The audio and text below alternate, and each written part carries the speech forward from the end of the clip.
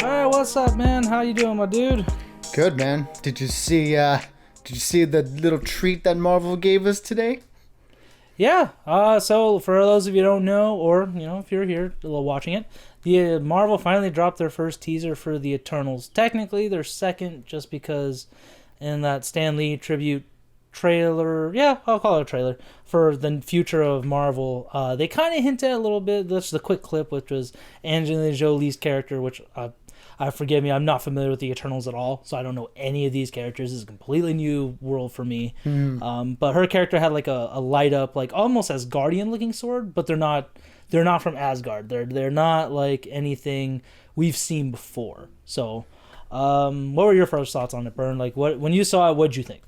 I mean, right off the bat, I thought the movie looked gorgeous. Like immediately from the first shot of the trailer, like you can tell that this was something that was like shot on location. Like it feels like very much like they went out and filmed in wherever they filmed at because I don't know if it's been that way for you lately, but it just feels like the look of their movies have gotten very samey as of late, and it seems, and I think it's because they don't really shoot on location much. They tend to shoot off out in their studios in Atlanta, and I think visually it does kind of show because everything, like I said, looks very very similar. And I mean, I get that you want that like visual consistency because it is a cinematic universe, so you kind of want things to look the same, but after a while it does get a little bit stale. And this one right off the bat was just like, this looks totally different from everything we've seen before. Yeah, definitely a much grittier tone. Not in a bad way, like in a violent way, but just more grounded almost, where it just like because the first shot was just these people on like an island, or yeah, I would say like an island or a coastal setting, as you Yeah. will.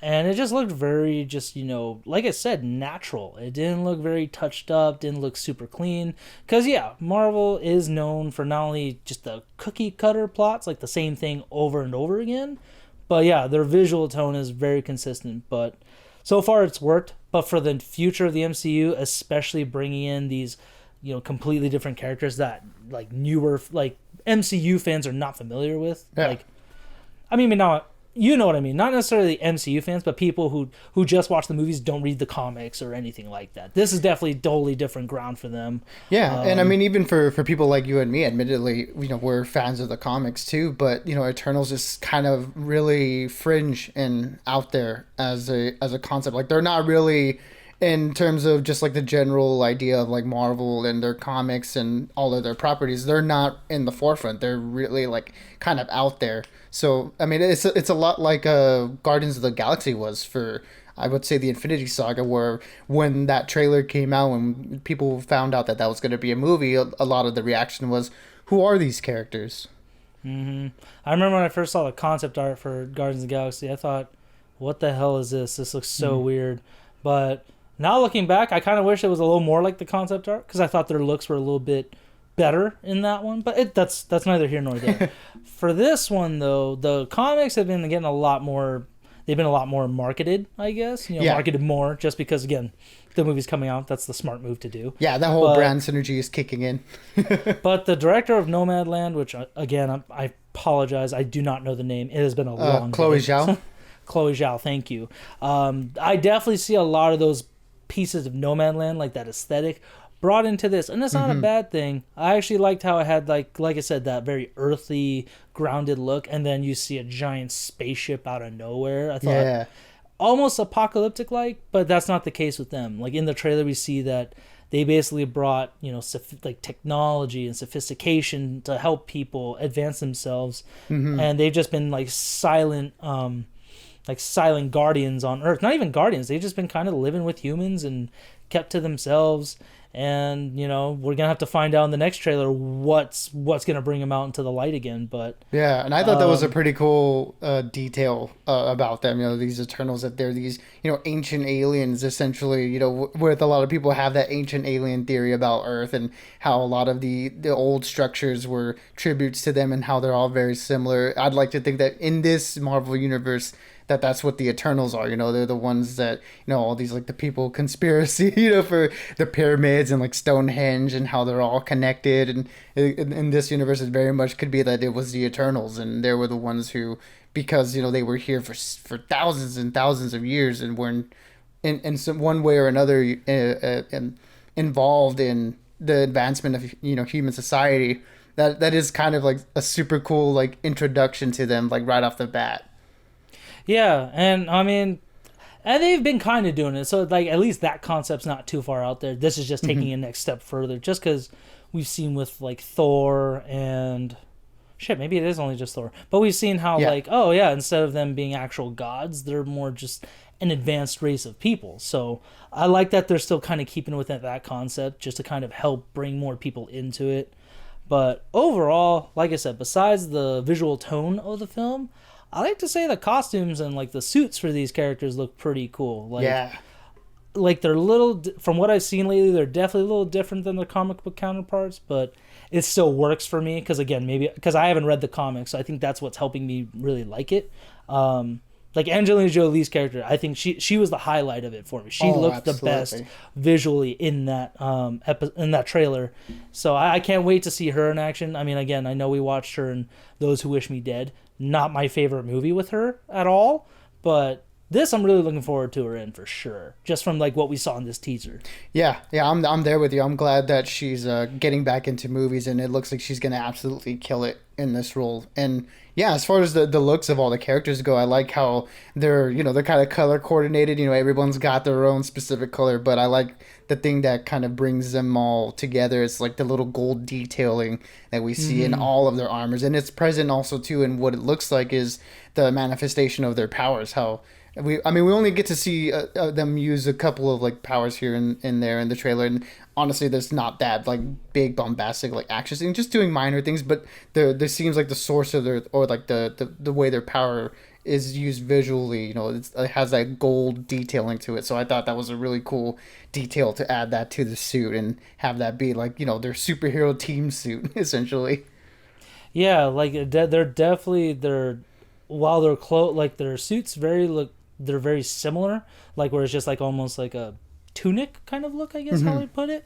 But their colors and their designs, like their patterns on their suits, they definitely kind of signify what role is which. Correct me if I'm wrong though. This another reason why this movie is very kind of hyped up / controversial is because there was a gay character. I thought Richard Madsen's character was supposed to be that, or am I wrong?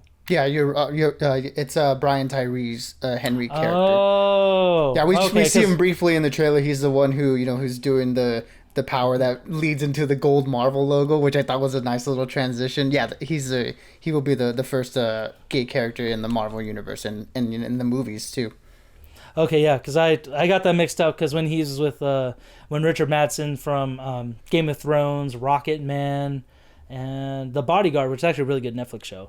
Oh, I yeah, thought when that's he awesome. was with when he was with Gemma Chan, I was like, wait, I thought he's supposed to be gay. Is he bi? Like, I was a little confused by that. By the way, that it doesn't matter to me. They all look great. I can't wait. Salma Hayek again. I know she was kind of joking, like I didn't think they would hire like an older Latina actress for this role, but Marvel really called me on my bluff there. So Dude, I'm curious Salma to see Hayek, what she's gonna be like. yeah, she's been kicking ass since before I was born. So like she can go ahead and keep on doing it because she's absolutely awesome. Yeah, and again, seeing a little bit of like what Angelina Jolie's done with like she had a spear at one point, and then you see her light sword again. I am curious to see what the action will be like in this movie. Like what is there conflict? Like what's gonna happen? So, and then also another thing got me excited was Kit Harington at the very end with Salma Hayek's character, I believe. I forgot who was there. I'm sorry. But the fact that we saw him there, he's supposed to be the Black Knight character. Yeah. Who, again, in recent comics in the last few years, he's getting a lot more attention. Is developing another storyline. Like he's advancing in the comics, in the Marvel comics so far. So I just got a little excited by that. I was like, oh sweet! Like we got 2 Game of Thrones veterans coming in, and the cast again, another diverse cast. They had that one actor from Train to Busan, that bigger dude who his wife was pregnant. I don't know the actor's name. But Oh, that's right. That is him. I knew he was familiar. I was like, oh, I recognize him from somewhere. Yeah, he was really cool in that Train to Busan movie. Yeah, so I'm excited to see what he's gonna be at. Brian Tyree Henry, Salma Hayek. That younger actor, I don't know. I haven't seen that person before, but I'm curious to see what their abilities will be. Mm-hmm. And then I liked at the end where it's just like, oh, now that Captain America's gone, who do you think will lead the Avengers? And Richard Madsen's character's like, well, I could. Like, kind of like, yeah, why not? Mm-hmm. And everybody starts laughing. It's like, oh, don't have to beat him down for it. Like, geez. I wonder if it was like a meta joke to, hey, the last time you were a leader, you kind of messed things up, buddy. I'm curious. Yeah, like I said, this trailer, if it didn't get anyone excited, it's definitely got me intrigued for sure. I'm excited and intrigued for it, just because, again, visually, it's stepping away from the traditional bright, clean look of everything, and I just can't wait. Again, I've been waiting to see what else Marvel can do with their properties, just to really be like, Kevin, what else do you got for us? Like, keep throwing us out there. What can you do? Yeah, exactly. I mean, it's the same thing I've been saying since the Infinity Saga ended. Now's the time for Marvel to just get weird with it. And this, like I was saying earlier, seems like this is going to be this new era's Guardian of the Galaxy, where these characters are relatively unknown to the general audience, and they can really define themselves within this movie. And it looks like it's going to be a really good stepping stone for this side of the more like cosmic ancient universe that we haven't really dug into with the MCU. So I'm really excited. I've been wanting Marvel to get weird with it, and it seems like they're giving me that with everything that's been coming out so far, with the start of Phase 4. So I'm very much excited to see where this movie goes and to explore the world of the Eternals. Yep, comes out November this year, so we're already almost in June, so that's only 5 months away. So it's gonna be here faster than we expected to. That Shang-Chi and the Ten Rings, and then Black Widow. I think that's coming out. Black Widow, that's right. Black Widow's in a first, month, right? Yes, June, I think it's July? supposed to be out. I think it moved to July. It's moved so much, I've lost track at this point. I know. At this point, when is it? What is it ever going to come out? But no, it should be, if not June, then July for sure. That's slated. And then Shang-Chi comes out sometime in the fall. And then is Spider-Man supposed to come out this year too? Yeah, Christmas December. time. Yeah, that's around Christmas time. Okay, so we got 4 movies that's coming in this year. That was supposed to be last year, but we're finally getting them, so I'm excited. Absolutely. I can't wait. I can't wait.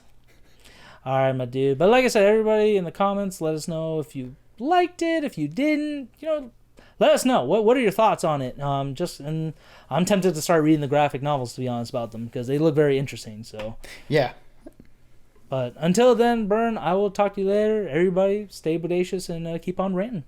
Absolutely, everybody. Be good, be safe, and stay tuned for some more movie reviews coming up, because it's starting to pick up. Absolutely, it's starting to pick up. But I'll talk to you later, my dude. Adios, my brother.